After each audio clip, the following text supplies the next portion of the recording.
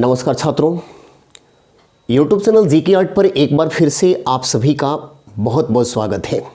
छात्रों, आज हम आप सबके सामने एक बार फिर से हाजिर हैं और आज मैं आपको एक बहुत ही इंटरेस्टिंग और काफ़ी असरदार एक सब्जेक्ट पढ़ाने वाला हूं, भारत के संविधान को लेकर। और भारतीय संविधान में आज हम दूसरे लेसन की चर्चा करेंगे, यानी भारतीय संविधान के पार्ट 2 की पढ़ाई करेंगे, जिसमें हमें नागरिकता के बारे में पढ़नी है। नागरिकता जो कि हमारे देश के अंदर एक कानूनी प्रावधान है और इसको भारतीय संविधान में शामिल किया गया है। भारत में जो स्थितियां आज़ादी के समय रही और आज की जो स्थिति है, उस दौर से आज के दौर में नागरिकता को लेकर बहुत सारे परिवर्तन हुए हैं, बहुत सारे कानून में संशोधन भी किए गए हैं। लेकिन मूल संविधान में नागरिकता को लेकर किस प्रकार का सिस्टम हमारे संविधान बनाने वालों ने दिया, उससे हमारे देश को क्या लाभ हुआ। शुरुआत की अगर हम बात करें भारतीय संविधान में, तो उस समय संविधान बनाने वालों ने नागरिकता को लेकर कोई बहुत बड़ा कार्य नहीं किया था। सामान्य कुछ नियम बना दिए गए थे, लेकिन बहुत ज़्यादा उसमें ऐसे कार्य नहीं हुए थे जिससे हम कहेंगे कि एक ठोस और एक मजबूत हमारे सामने नागरिकता का कानून देकर वो लोग गए थे, जिससे कि आज की पीढ़ियां को कोई समस्या नहीं हो। समय समय पर जैसे जैसी स्थिति बदलती गई, उस हिसाब से नागरिकता के प्रावधानों में भी काफ़ी सुधार किया गया। तो आज हम भारतीय संविधान के दूसरे लेसन को पढ़ें, जिसमें नागरिकता की चर्चा की गई है, और इस लेसन के हर उस कंसेप्ट को आज हम छूने का प्रयास करेंगे जहां से हमें इस लेसन में आगे चलकर कोई डाउट न रहे, या फिर दोबारा इस लेसन को पढ़ने की आवश्यकता न पड़े जब तक कि नागरिकता से संबंधित किसी नए प्रावधान को उसमें इंक्लूड नहीं किया जाता है, उसको शामिल नहीं किया जाता है। तो चलिए हम इस लेसन को पढ़ें। लेकिन छात्रों, मैं आपसे आग्रह करूंगा कि आप इस लेसन के शुरू से लेकर अंत तक के कंसेप्ट पर बने रहिएगा, क्योंकि बहुत कुछ अच्छी बातों की जानकारी आपको मिलने वाला है। चलिए बिना देरी किए हम पढ़ें भारतीय संविधान के दूसरे लेसन को, यानी पार्ट 2 को, जिसमें हमें क्या पढ़ना है, नागरिकता भाग 2 और विषय है नागरिकता का, जिसको लेकर हमारे संविधान में जो आर्टिकल बनाए गए वो 5 से लेकर 11 तक बनाए गए हैं। यानी भारतीय संविधान का आर्टिकल 5, 6, 7, 8, 9, 10, 11 ये सारे किससे रिलेटेड हैं, सिटीजनशिप, नागरिकता को लेकर है। तो देखिए, देश में नागरिकता एक कानूनी प्रावधान है और इस कानूनी प्रावधान के अंतर्गत ही किसी को नागरिकता दी जा सकती है या किसी की नागरिकता को समाप्त की जा सकती है। लेकिन इसके पहले हम कुछ बेसिक कंसेप्ट को जानेंगे कि किस प्रकार का सिस्टम शुरुआत में दिया गया था, कैसा नागरिकता का नियम बनाया गया था। बट उससे पहले भी हम ये जानेंगे कि इस सिस्टम को, नागरिकता लेने या देने का जो भी प्रोसेस है, उसको किस देश के संविधान से लिया गया है। तो जैसा कि आप सभी जानते हैं कि भारत के संविधान पर सबसे गहरा प्रभाव इंग्लैंड के संविधान का है, क्योंकि इंग्लैंड हमारे देश में लंबे समय तक शासन किया है और उसी का परिणाम रहा कि हमारी संस्कृति और इंग्लैंड की संस्कृति बहुत हद तक एक दूसरे के करीब गई और हम लोग एक दूसरे को समझे, वो लोग हमें समझे। सभ्यता संस्कृति का यूरोप के साथ भारतीयों का आदान प्रदान हुआ और बहुत कुछ चीज़ों को हमें सीखने का मौका मिला इंग्लैंड से, और बहुत कुछ चीज़ें इंग्लैंड को भी सीखने का मौका मिला भारतीयों से। तो जो नागरिकता का सिस्टम है, ये सिस्टम भारत में इंक्लूड किया गया संविधान में इंग्लैंड के संविधान से ही लाकर, यानी नागरिकता का जो प्रावधान है हमारे देश के अंतर्गत, वो इंग्लैंड के ही संविधान से लिया गया है। और इंग्लैंड के संविधान में एकल नागरिकता का प्रावधान है, तो भारत ने भी एकल नागरिकता को ही अपनाया है, यानी भारत में दोहरी नागरिकता नहीं चलती है। इसके विपरीत यदि आप अमेरिका जैसे देशों में जाते हैं तो वहां देखेंगे कि अमेरिका में दोहरी नागरिकता चलती है। और दोहरी नागरिकता का मतलब ये होता है कि वहां अमेरिका अपने नागरिकों को देश की नागरिकता तो देता ही है, लेकिन जिस राज्य के निवासी वो होते हैं उस राज्य के द्वारा भी अपने नागरिकों को राज्य की भी नागरिकता दे दी जाती है। जैसे मान लेते हैं कि अमेरिका के किसी नागरिक का जन्म अमेरिका में हुआ और अमेरिका के कैलिफोर्निया राज्य में हुआ, तो कैलिफोर्निया राज्य का भी निवासी कैलिफोर्निया राज्य उसको एक नागरिकता देगा और यूएसए यानी अमेरिका भी उसको एक नागरिकता देगा। तो इस तरह से वो अपनी नागरिकता का जिक्र दो बार करता है, एक राज्य के लिए और एक केंद्र के लिए।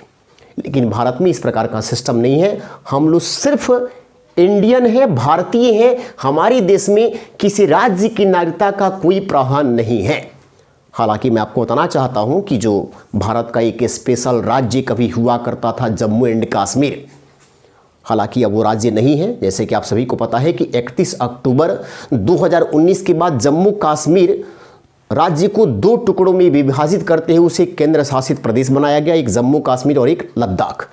तो केंद्र शासित प्रदेश बनने से पहले वो जब राज्य था तो वहाँ पे सिर्फ यानी जम्मू कश्मीर में केवल दोहरी नागरिकता का सिस्टम था, प्रावधान था, यानी एक देश की नागरिकता और एक जम्मू कश्मीर की नागरिकता।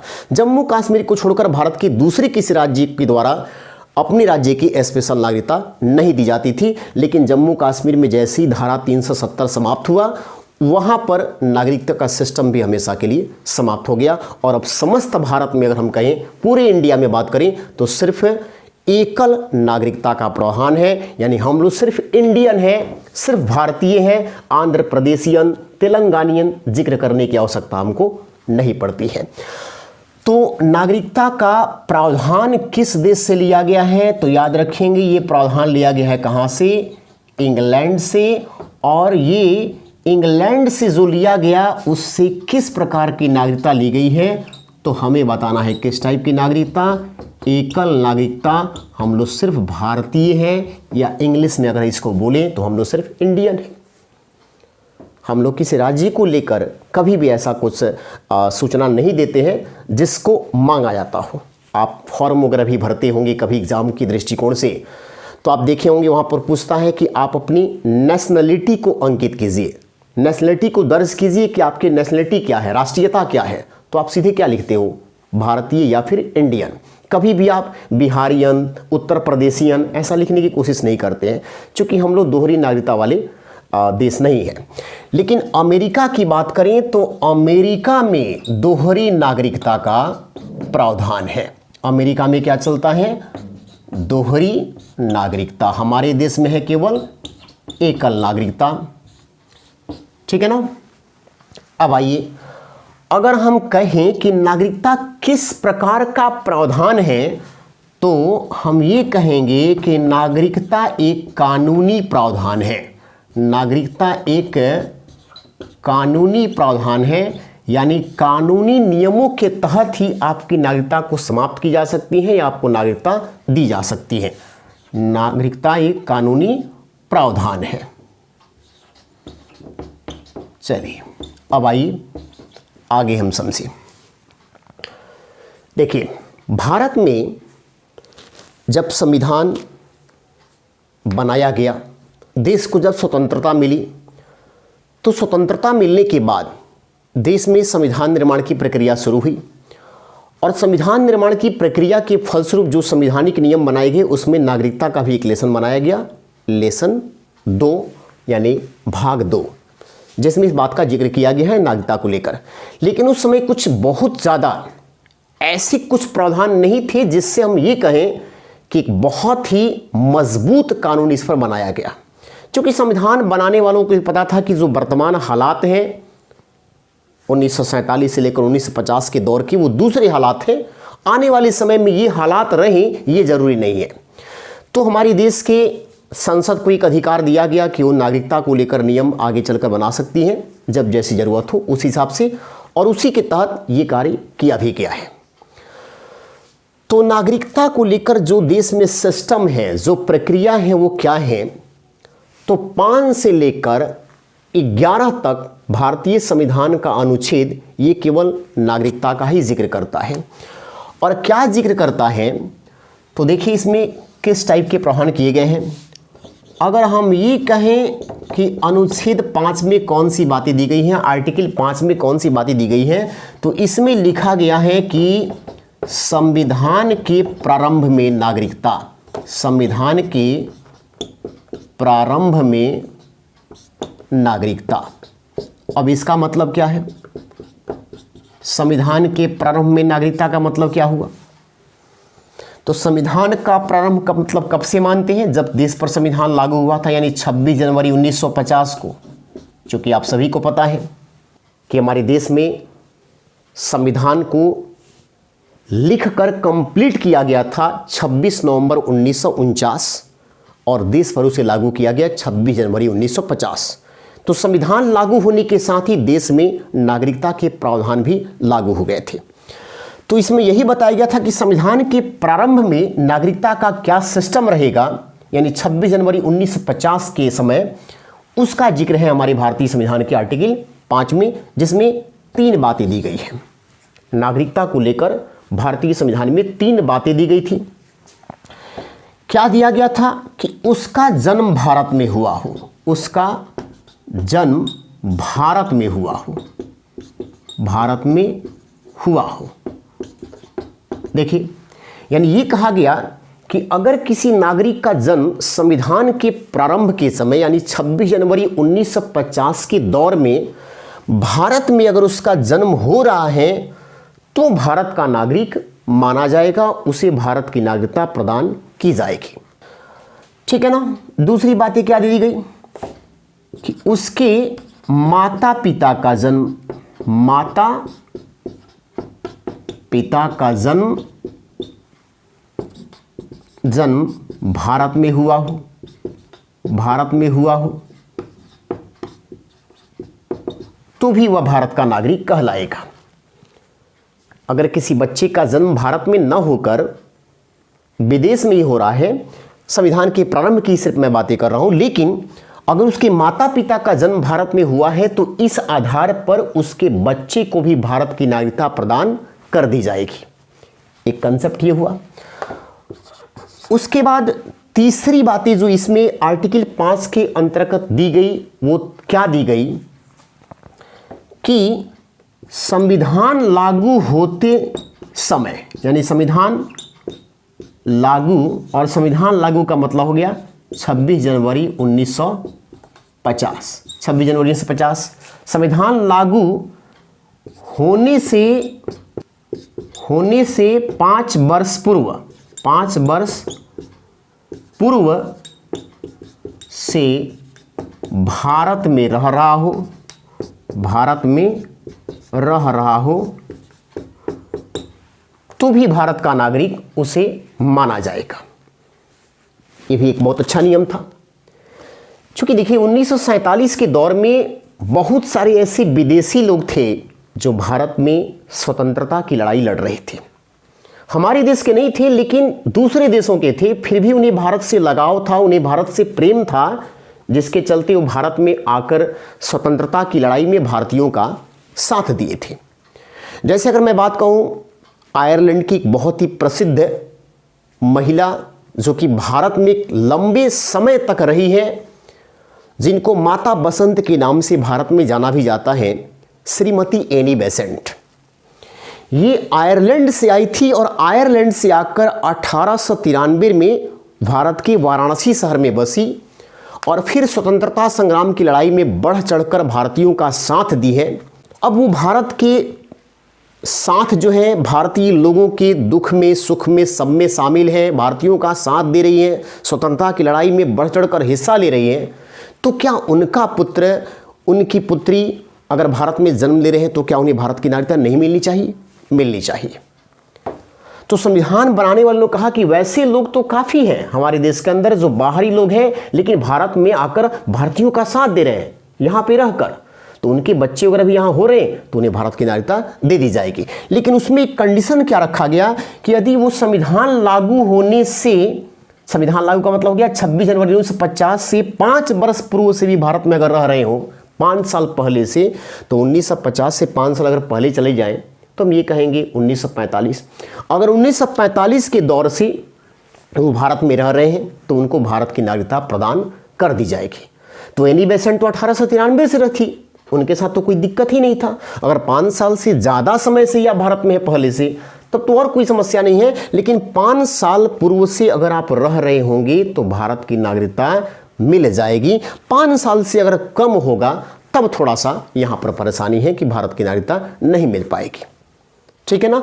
तो संविधान की शुरुआत में ये नागरिकता का प्रावधान था कि उसका जन्म भारत में होगा तब भी भारत का नागरिक, उसके माता पिता भी भारत में जन्म अगर हुआ है तो भी भारत का नागरिक बनेगा उनका बच्चा। और यदि उनके माता पिता जो है रह रहे हो किसी बच्चे के 5 साल पहले से, संविधान लागू होने से के समय से 5 साल पहले से, तो भी उनको भारत की नागरिकता प्रदान कर दी जाएगी। ये बातें आर्टिकल 5 में दी गई है। अब आइए आर्टिकल 6 को समझते हैं। आर्टिकल 6 क्या कहता है? अनुच्छेद 6, पाकिस्तान से भारत आए लोगों की नागरिकता। पाकिस्तान से भारत आए लोगों की नागरिकता। लेकिन इसमें एक कंडीशन लागू हो गया और उस कंडीशन को हम कहते हैं परमिट लॉ, यानी परमिट नियम। और ये नियम लागू हुआ 19 जुलाई 1948। परमिट लॉ क्या है? परमिट लॉ ध्यान से सुनिएगा। हमारे संविधान बनाने वाले लोग बहुत तेज दिमाग के थे, काफी कुछ सोच समझकर भारत के संविधान का निर्माण किए। जब देश आज़ाद हुआ तो आज़ादी के बाद हमारे देश का स्वतंत्रता के साथ ही विभाजन भी हो गया। हमारा देश 2 टुकड़ों में बटा, भारत और पाकिस्तान। लेकिन आज़ादी के बाद कुछ ऐसे लोग थे जिनको भारतीयों से बहुत स्नेह था, भारतीयों से प्रेम था और भारत को लेकर ही वो जीते मरते थे। उन्होंने कभी सपने में भी नहीं सोचा था कि हम कभी दूसरे देश के अंतर्गत चले जाएंगे। जैसे 1947 के पहले की मैं बात करूं तो पाकिस्तान साइड के जो लोग हैं या भारत के साइड के जो लोग भी हैं, उनको सिर्फ एक ही चीज़ पता था कि हिंदुस्तान होता है, भारत होता है। बाकी वो पाकिस्तान की कल्पना भी नहीं किए थे। उनकी सोच कभी ऐसी नहीं रही थी कि वो एक अलग देश को लेकर स्वतंत्रता की लड़ाई लड़ रहे हैं। उनका सिर्फ उद्देश्य यही था कि भारत को अंग्रेजों से आज़ाद करवाना है। लेकिन आज़ादी तो हमें मिली, बट उसका एक हमको अभिशाप कहा जाए या दुर्भाग्य देश का कहा जाए कि आज़ादी हमें देश के बंटवारे के साथ मिली, जिसमें भारत और पाकिस्तान 2 टुकड़े हो गए। तो जो पाकिस्तान के साइड की तरफ के लोग थे, जो पाकिस्तान के बारे में सोचे भी नहीं थे, लेकिन उनको पाकिस्तान के एरिया में जाना पड़ा, क्योंकि पाकिस्तान और भारत का बंटवारा इस प्रकार से किया ही गया कि कुछ क्षेत्र भारत को दे दिया गया और कुछ क्षेत्र पाकिस्तान को दिया गया। तो उधर के जो लोग थे जिन्हें भारतीयों से स्नेह था, वो इस विभाजन को स्वीकार नहीं कर पा रहे थे। उनको लगा कि ये हम लोग के साथ इंसाफ नहीं हुआ, क्योंकि पाकिस्तान तो हम कभी सोचे ही नहीं थे, हम एक जानते थे बात केवल हिंदुस्तान। और आज इस प्रकार से बंटवारा ही हो गया कि हमारा वाला एरिया पाकिस्तान के एरिया में चला गया। तो मुझे अब भारत वापस चलना चाहिए, मैं इस एरिया में नहीं रहूँगा, मैं भारत चला जाऊँगा। तो क्या वैसे लोग जिन्हें भारतीयों से प्रेम है, भारत से प्रेम है, क्या वैसे लोगों को भारत की नागरिकता नहीं देनी चाहिए? देनी चाहिए। मेरा विचार है कि उनको देना चाहिए। और भारत के संविधान बनाने वाले लोगों ने भी इस स्थिति को वॉच किया और इन्होंने तय किया कि पाकिस्तान से भारत अगर कोई व्यक्ति आ रहा है कि हम भारत के नागरिक बनेंगे, भारत में ही रहेंगे, तो उनका स्वागत है, भारत के नागरिक बनेंगे। लेकिन उसमें एक टर्म एंड कंडीशन लगाया गया कि 19 जुलाई 1948 में एक नियम लागू हो गया, परमिट लॉ। अब ये नियम क्या कहता है? 2 तरह की बातें इसमें क्या हो गई कि 19 जुलाई 1948 यानी परमिट नियम बनने से पहले अगर इस परमिट नियम से पहले आ गए तो कोई दिक्कत नहीं, क्योंकि नियम ही जब नहीं है तो भाई आ जाओ भारत में, तब क्या दिक्कत है? परमिट नियम बना नहीं है तो आप भारत में आ जाओ, भारत के नागरिक बन जाओगे, कोई परेशानी नहीं है। लेकिन जब परमिट नियम बन गया, ये कब बन गया? 19 जुलाई 1948 के बाद। तो अब क्या हुआ कि नहीं, अगर आप 19 जुलाई 1948 के बाद आ रहे हो तो फिर आपको भारत में रहने के लिए कुछ नियमों का पालन करना पड़ेगा। भारत का नागरिक बनने के लिए कुछ नियमों का पालन करना पड़ेगा। और वो नियम क्या कहता है कि आपको परमिट नियम का पालन करना पड़ेगा। परमिट नियम का मतलब ये हो गया कि अगर 19 जुलाई 1948 के बाद भारत में आ रहे हैं तब आपको कम से कम भारत में 6 महीना स्टे करना पड़ेगा, रहना पड़ेगा, तब जाकर आपको भारत की नागरिकता दी जाएगी। तो ये अच्छा नियम था, सोच समझ कर बातें रखी गई थी। मान लेते हैं कि ठीक है, अगर हिंदुस्तान से प्रेम है तब आप आ रहे हो तब तो कोई बात नहीं है, लेकिन इरादा अगर आपका गलत हो कि चलो भाई नियम भारत सरकार ने ऐसा दिया है कि भाई परमिट नियम नहीं है, अगर नहीं है, मैं तब की बात कर रहा हूँ, भारत में आ जाओ, भारत के नागरिक बन जाओ, यहाँ पर आओ और कुछ ऐसा काम करो जिससे भारत बर्बाद हो सके। अगर गलत मानसिकताओं के साथ आते हैं तब तो भारत का नागरिक आपको नहीं बनना चाहिए ना, नहीं बनना चाहिए। इसीलिए संविधान बनाने ने कहा कि भाई कम से कम 6 महीना तक हम आपको वॉच करेंगे, देखेंगे, आपकी हर एक गतिविधि पर हमारी नज़र रहेगी कि आप भारत के लिए कुछ कर रहे हो या नहीं कर रहे हो। तो 19 जुलाई 1948 के अगर बाद आते हैं तो आपको परमिट नियम का पालन करना पड़ेगा। और इस नियम का क्या कहता है कि 6 माह भारत में इंतजार करना पड़ेगा। 6 माह भारत में इंतजार कीजिए रहकर, उसके बाद आपको भारत की नागरिकता प्रदान कर दी जाएगी। अब देखिए उसी तरह से एक नियम है आर्टिकल 7 में, भारत से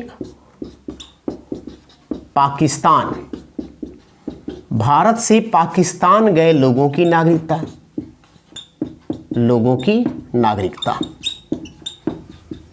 भारत से पाकिस्तान गए लोगों की नागरिकता ये कैसे देंगे भाई? अब देखिए क्या हुआ कि जब देश का बंटवारा होने लगा तो कुछ जो हिंदुस्तान से लगाव रखते थे वो हिंदुस्तान में आ गए, लेकिन कुछ ऐसे भी लोग थे जिनको लगा कि नहीं, हमें पाकिस्तान की तरफ जाना चाहिए, हम वहीं पर अपने आप को महफूज रख पाएंगे, वहीं मुझे सब कुछ मिल सकता है, हिंदुस्तान से वो चीज़ें नहीं मिलेगी। तो इस विचार को लाकर अपने मन में वो पाकिस्तान की तरफ चले गए।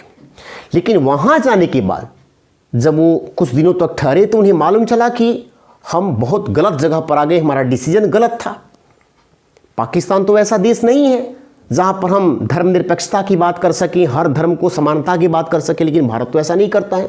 भारत में सभी नागरिकों को समानता का अधिकार दिया गया है, हर धर्म के लोगों को यहाँ पर रहने की आज़ादी है। लेकिन पाकिस्तान पूरी तरह से एक इस्लामिक कंट्री है। तो अगर आप चले गए और चले जाने के बाद आपको लगा कि नहीं, मैंने गलती कर दी है, मैं आकर बहुत बड़ी गलती कर दिया, मुझे वापस अब हिंदुस्तान फिर से चला जाना चाहिए, मैंने जो चूक की है उस चूक की हमको सज़ा मिल गई है, मैंने सोचा कि पाकिस्तान मेरे लिए अच्छा जगह रहेगा, लेकिन यहाँ आने के बाद मुझे स्थितियाँ बिल्कुल विपरीत दिखाई दी और मुझे वापस फिर से हिंदुस्तान ही आना चाहिए क्योंकि हिंदुस्तान ही बेहतर है। तो भाई बेहतर है तो क्या है, आप जब मन करेगा जाओगे, जब मन करेगा आ जाएगा, ये तो कोई तरीका नहीं हुआ। तो भारत से पाकिस्तान गए लेकिन अपनी गलती को देखकर यदि वापस फिर इंडिया आ रहे हैं तो वैसे लोगों को नागरिकता दी जाएगी, लेकिन उसके लिए भी कुछ टर्म एंड कंडीशन बनाया गया। क्या टर्म एंड कंडीशन बनाया गया? 1 मार्च 1947 एक नियम है। क्या? 1 मार्च 1947 से पहले ही अगर आप हिंदुस्तान आ गए, आज़ादी से पहले, देखिए चूंकि आज़ादी हमको कब मिली है? 15 अगस्त 1947 को। 1 मार्च 1947 से पहले आ गए तो भारत में कोई नियम नहीं है, आप गए थे वापस आ गए, भारत के नागरिक फिर से हैं। 1 मार्च 1947 से पहले ही आ जाने पर कोई दिक्कत नहीं, कोई दिक्कत नहीं, कोई बात नहीं है। क्योंकि देखिए 1 मार्च 1947 को नियम क्यों दिया गया? भारत विभाजन की अवधारणा 15 अगस्त 1947 से पहले ही तय हो चुका था कि भाई भारत को आज़ादी मिलेगी, लेकिन बंटवारे के शर्त पर। तो मार्च के समय से 1947 में ही लोग समझ चुके थे कि भाई भारत का बंटवारा अब होगा ही होगा, इससे बढ़िया है कि बंटवारा होने से पहले ही हम पाकिस्तान चले जाएं। लेकिन वहाँ जाने के बाद स्थितियों को देखें और फिर वापस वहाँ से चले आए। तो अगर 1 मार्च 1947 के पहले ही इंडिया आ गए तो कोई दिक्कत नहीं, लेकिन 1 मार्च 1947 के बाद अगर आ रहे हैं, 1 मार्च 1947 के बाद आने पर 6 माह का इंतज़ार करना होगा। उसके बाद आपको भारत की नागरिकता प्रदान कर दी जाएगी, उसके बाद आपको भारत की नागरिकता दे दी जाएगी। तो ये आपको 5वें, 6ठे और 7वें का नियम है। आइए अब देखें कि भारतीय संविधान का जो 8वां आर्टिकल है, वो 8वां आर्टिकल जो है क्या कहता है, किस प्रकार के सिस्टम जो है अनुच्छेद 8 में दिया गया है। आर्टिकल 8 को समझिए। आर्टिकल 8 कह रहा है कि भारत से बाहर रह रहा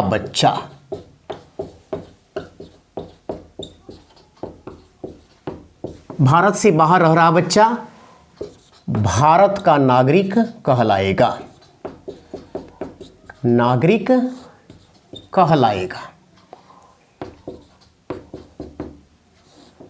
ठीक है, देखिए इसमें कौन सी बातें दी गई है।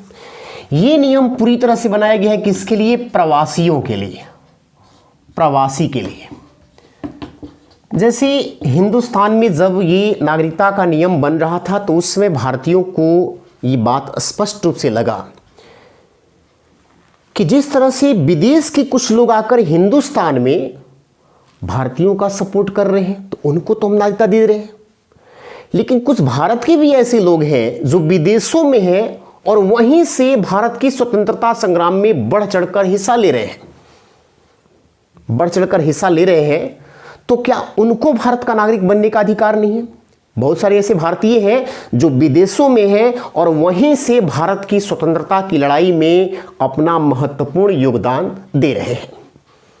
जैसे आप सुने होंगे 1913 ईस्वी में अमेरिका के सैन फ्रांसिस्को में लाला हरदयाल ने गदर पार्टी की स्थापना की थी। गदर पार्टी, तो गदर पार्टी अमेरिका के सैन फ्रांसिस्को में रहकर भी भारतीय स्वतंत्रता को लेकर वहीं से संघर्ष कर रही थी। तो अगर उनका बच्चा वहीं पर जन्म ले रहा है तो क्या उन्हें भारत का नागरिक बनने का अधिकार नहीं है? उन्हें भारत का नागरिक बनने का अधिकार है, बस उसमें वही शर्त है कि उसके माता पिता कोई भी उसमें क्या हो, भारतीय हो। शर्त कौन सा हो गया? माता पिता में से कोई भी एक भारत का नागरिक हो। और ऐसा अगर है तो किसी बच्चे का जन्म अगर विदेश में भी हो रहा है तो भी भारत का नागरिक कहलाएगा, है ना। ये सिस्टम दिया गया है कि हमारे देश का स्वतंत्रता की लड़ाई विदेशों से भी हुआ है, कई दूसरे जगहों पर कई सारे संस्थान बना करके भारत की आज़ादी की लड़ाई लड़ी गई है। तो वैसे जगहों पर अगर भारतीयों का कोई बच्चा होता है तो उनका तो मूल स्थान भारत है, उसके माता पिता तो मूलतः भारत के ही है, लेकिन बच्चे का जन्म विदेश में हुआ फिर भी वो भारत का नागरिक कहलाएगा। यानी ये नियम पूरी तरह से प्रवासियों के लिए बनाया गया है। अब आर्टिकल 9 क्या कहता है उसको समझिए। आर्टिकल 9 कहता है कि दूसरे देश की नागरिकता लेने पर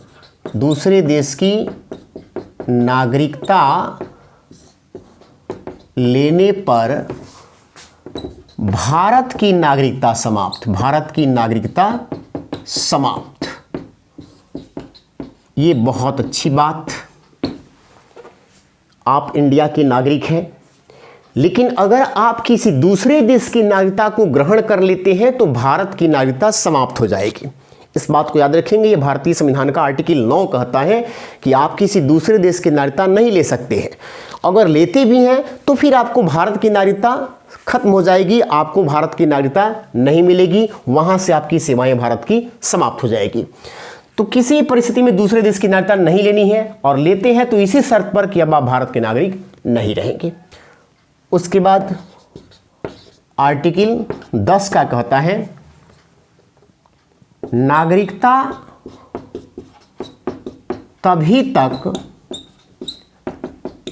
तक जब तक आप अन्यथा कार्य न करें, अन्यथा कार्य न करें। इसका मतलब ये कहने का है कि भाई आप भारत के नागरिक हैं तो भारत के नियमों के हिसाब से रहिए, संवैधानिक नियमों का पालन कीजिए। अब भारत के नागरिक हैं, भारत के नागरिक कहला रहे हैं और चीन के बॉर्डर पर भारतीयों का लड़ाई चल रहा है और आप चीन के साइड से जाकर मिलकर भारतीयों के ऊपर ही गोलियों की बौछार करें तो क्या आप भारत के नागरिक कहे जाएंगे? जी नहीं। संवैधानिक नियमों का यदि आप उल्लंघन करेंगे तो भारत की नागरिकता समाप्त कर दी जाएगी। लेकिन अगर आप संवैधानिक नियमों का पालन करते आ रहे हैं तो आपकी नागरिकता बनी रहेगी। तो यहाँ पर वही बातें लिखा गया है कि नागरिकता तभी तक है जब तक कोई अन्यथा कार्य न करे, यानी अन्यथा करेंगे तो नागरिकता खत्म, है ना। आलतू फालतू कुछ भी काम नहीं करना है, इस बात को ध्यान रखना है। मतलब हम ये बताए हैं आपको यहाँ पर कि जैसे पाकिस्तान के साइड से आकर भी भारत के नागरिक बनने का नियम दिया गया था ना, तो अच्छे इरादों से आ रहे हैं कि चलिए भाई हमें भारत से प्रेम है तो भारत के नागरिक बनेंगे। अब यहाँ पर उस साइड से आइए और यहाँ पर आने के बाद से आतंकवादियों का ट्रेनिंग कॉलेज खोल दीजिए कि आतंकवादियों को ट्रेनिंग देंगे। क्या इस टाइप की आप जो है कार्यों करेंगे तो भारत के नागरिक कहलाएंगे क्या? ये तो गलत है बिल्कुल। या फिर आपको ये दिख रहा है कि चलो क्या है, भारत में अगर आकर नागरिकता लेनी है तो 6 माह भारत में रह लो, भारत का नागरिक बन जाओ। 6 महीने के अंदर में हम भारत के सारे उस गली मोहल्ले का पता लगा लेंगे कि कहाँ से हम भाग सकते हैं, कहाँ पर क्या कर सकते हैं, फिर उसके बाद हम हिंदुस्तान को बर्बाद करने का प्लानिंग करेंगे। तो ऐसा कार्य करेंगे तो आपको हिंदुस्तान की नागरिकता नहीं दी जाएगी, क्योंकि यही बात लिखा है 10 में कि नागरिकता तभी तक है जब तक आप अन्यथा कार्य न करें। और 11 क्या कहता है कि संसद को नागरिकता का नियम बनाने का अधिकार, नागरिकता का नियम बनाने का अधिकार। ये ध्यान रखिएगा कि हमारे देश के संसद को यह अधिकार दिया गया है कि नागरिकता से संबंधित नियमों को बनाए। और भारतीय संसद ने नागरिकता के नियमों को बनाया भी है। और ये नागरिकता का नियम पहली बार बनाया गया था 1955 में। नागरिकता अधिनियम पहली बार कब बना? नागरिकता अधिनियम 1955, अधिनियम 1955 में। क्योंकि कोई खास नियम जो है भारतीय संविधान को बनाने वाले लोगों ने नागरिकता को लेकर नहीं दिया था। उस समय की वर्तमान परिस्थितियों के आधार पर नागरिकता के नियम बना लिए गए थे। बट संसद को एक अधिकार दिया गया अनुच्छेद 11 के तहत कि अब आप आगे चलकर नागरिकता के देश के नियमों को बनाएं, उसको स्पष्ट करें कि नागरिकता लेने के लिए क्या क्या नियम रहेंगे, नागरिकता समाप्ति के क्या नियम रहेंगे, किसी व्यक्ति को भारत का नागरिकता किस प्रकार से दिया जाएगा, किसी की नागरिकता कैसे छीनी जा सकती है, उसमें किस प्रकार के हमें और चीज़ों की आवश्यकता है। तो 1955 के दौर में भी जब संविधान के अधिकारों के तहत जब नागरिकता अधिनियम संसद ने बनाया, उस दौर में भी नागरिकता के नियमों में बहुत सारी कमियां थी, जो समय समय पर कई सुधारों के माध्यम से यानी नागरिकता से संबंधित कई संशोधन किए गए, जिसके बाद से नागरिकता का बहुत सारा प्रावधान जो है चेंज हुआ है। और अब अगर हम बात करें 2019 में, तब तो बहुत ज़्यादा हम कहेंगे इसमें नागरिकता के नियमों में और सारा परिवर्तन किया गया है जब से एनआरसी वगैरह आया है। तो हर एक पॉइंट पर हम चर्चा करेंगे, लेकिन इसके लिए आप बने रहिए आप हमारी अगली क्लास में। अगली क्लास में फिर हम आपके साथ डिस्कस करेंगे कि संसद ने नागरिकता अधिनियम 1955 में किन बातों का जिक्र किया, उन्होंने नागरिकता के लेकर कौन से नियम बनाए और आगे चलकर नागरिकता में कितने टाइप के संशोधन अभी तक हो चुके हैं, किन किन वर्षों में किए गए और जो किए गए उसमें कौन से संवैधानिक प्रावधानों को शामिल किया गया। तो चलिए हम फिर मिलते हैं अगली क्लास में, तब तक आपसे विदा लेते हैं। धन्यवाद।